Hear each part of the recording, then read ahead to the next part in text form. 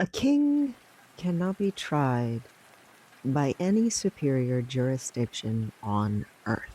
Those were the words of King Charles I when he was tried for treason on January 20th, 1649. Charles and Parliament famously did not get along. He actually decided to dissolve Parliament on several occasions and then decided to rule without them, which led to an English civil war. Later, Charles was brought before a specialty court and tried for treason and other high crimes against the realm of England, where he then said those famous words, "A king cannot be tried by any superior jurisdiction on earth."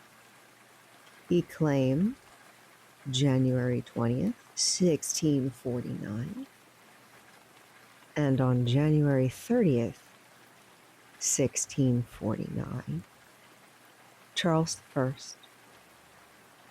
was beheaded for treason. Speaking of treason, the punishments for it historically were to be hanged, drawn, and quartered, which they would hang you by your neck until you were almost unconscious, and they would take you down while you were still alive, cut you open, disembowel you, and then finally they would cut you into 4 pieces. Of course, there was burning people at the stake, or they would just behead you. There was that one Plantagenet, Margaret Pole's father, who allegedly was drowned in a barrel of wine, or they would put you in the tower and you would never be heard from again.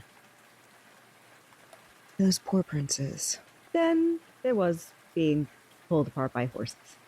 Margaret Pole, born Margaret Plantagenet, also known as the Countess of Salisbury, was 67 years old when she was beheaded. There's actually a legend surrounding her death that when the executioner hit her between her shoulder blades the first time, she got up and ran away from him in terror and had to be chased down so they could finish her execution.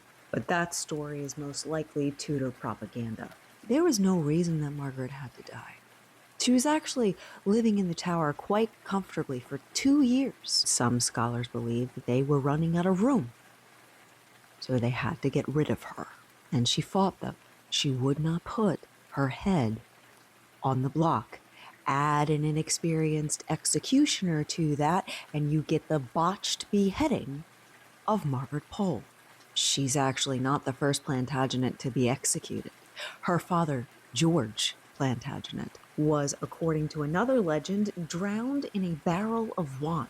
There was a portrait painted of Margaret where if you look at her wrist, she's wearing a barrel charm to commemorate her father. And also, from what I can find, the final blow seems to be what actually killed Margaret Pole. 11 times. 11. That fact is chilling.